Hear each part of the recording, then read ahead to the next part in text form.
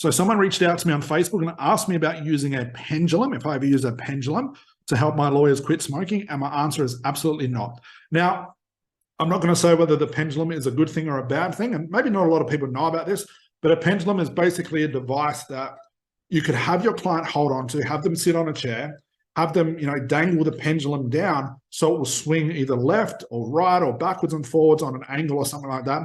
And you would essentially assign an answer to that pendulum. So an example of this would be like, if I'm working with a smoker or something like that, sitting in the chair, they're holding the pendulum, I might say, all right, unconscious mind, give me a sign for yes.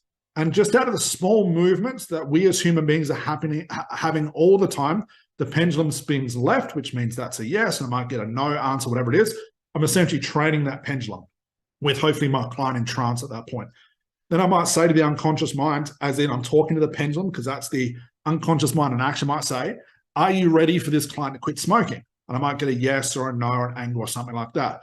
Then I might say, are you ready to have this client quit smoking now?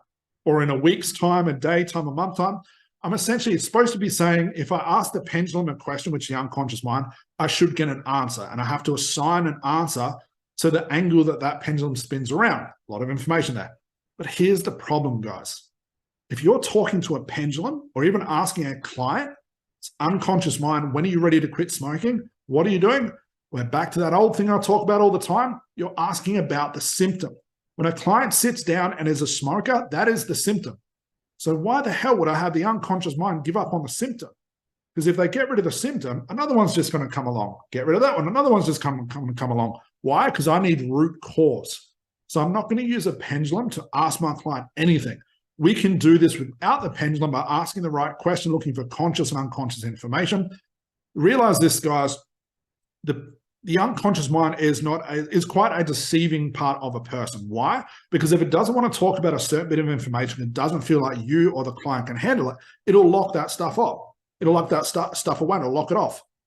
The unconscious mind, in my eyes, has no reason to give me that information and can possibly lie to me to get me going into another path. So I avoid asking those questions again. This way, you're going to get really good at training yourself to understand conscious information versus unconscious information. And a pendulum is just not enough.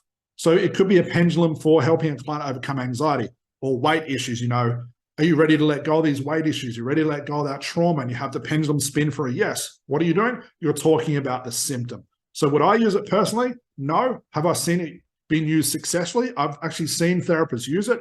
I've seen it at seminars. Same thing. It's all about the symptom. But again, you're welcome to try these things. Just be aware that whatever problem your client tells you is a symptom.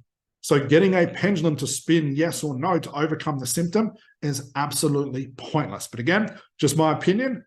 Either way, as long as it works with your client, I'm happy. But if you are using a pendulum, let me know in the comments below. Let me know your success or failures with it. I'd love to know. But all in all, guys, remember, always go back to basic principles.